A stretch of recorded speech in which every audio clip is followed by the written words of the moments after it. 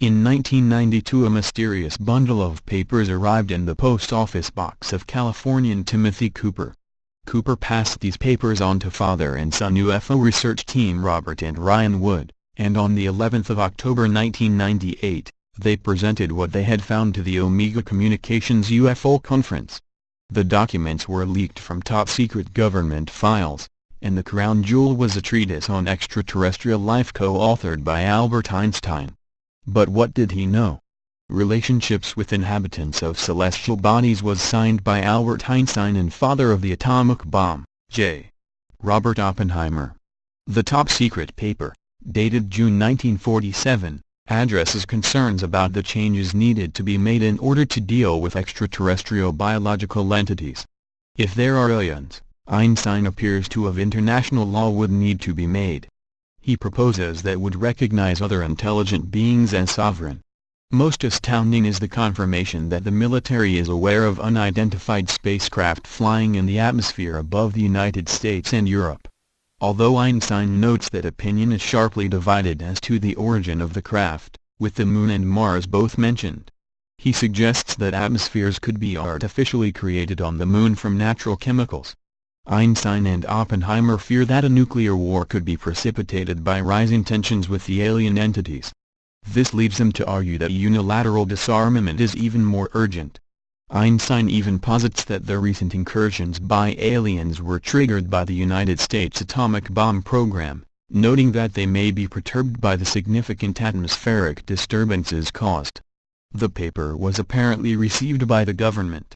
A comment added at the end says that the President does not wish to discuss the proposal and that the Secretary of State, George Marshall, has already spoken with Oppenheimer and come to the same conclusion.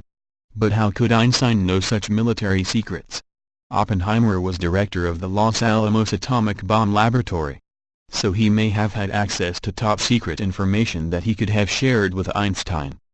However, some have said that there could be an even closer connection between Einstein and his extraterrestrial biological entities.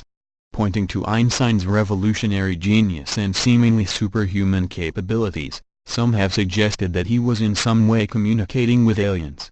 Lecturer Jason Martell put forward the theory that Einstein was able to tap into an advanced field of knowledge.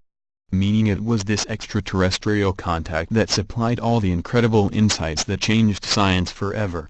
Could this be why Einstein knew so much about the aliens and was concerned enough to write to the President?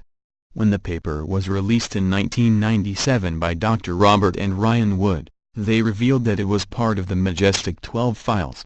These files exposed government knowledge of UFOs from the 1940s through to the 1960s. However, the Majestic 12 papers, originally leaked in the 1980s, have been thoroughly debunked. So what of this new edition? Is it a hoax as well? Well, there are numerous spelling and grammatical errors throughout the document that would not be expected of Einstein and Oppenheimer. This includes the word celestial that appears in the title as celestial.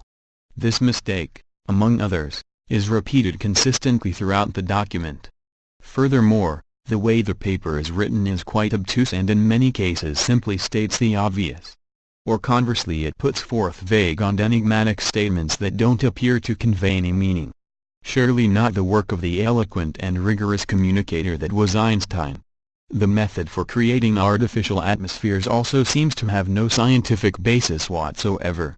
UFO researcher Barry Greenwood has done as much as anyone to dispute the legitimacy of Majestic 12 in this particular paper, supposedly written by Einstein and Oppenheimer. Mr. Greenwood has written a long essay on the shortcomings of the document. He too ultimately concludes that it is fraudulent and that Einstein never wrote it. Albert Einstein has spoken to journalists about aliens and his comments are somewhat surprising. In 1920, Einstein stated there is every reason to believe that Mars and other planets are inhabited.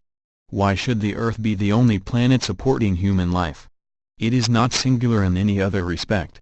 He reasoned that intelligent beings would be more likely to communicate with us through light signals rather than radio waves. Throughout the 20th century though, the search for extraterrestrial intelligence was actually conducted with radio telescopes. It has so far had no success. However, Very recently techniques that look for distant light have emerged and currently the skies are being scanned for life in new ways. Could Einstein be proved right again?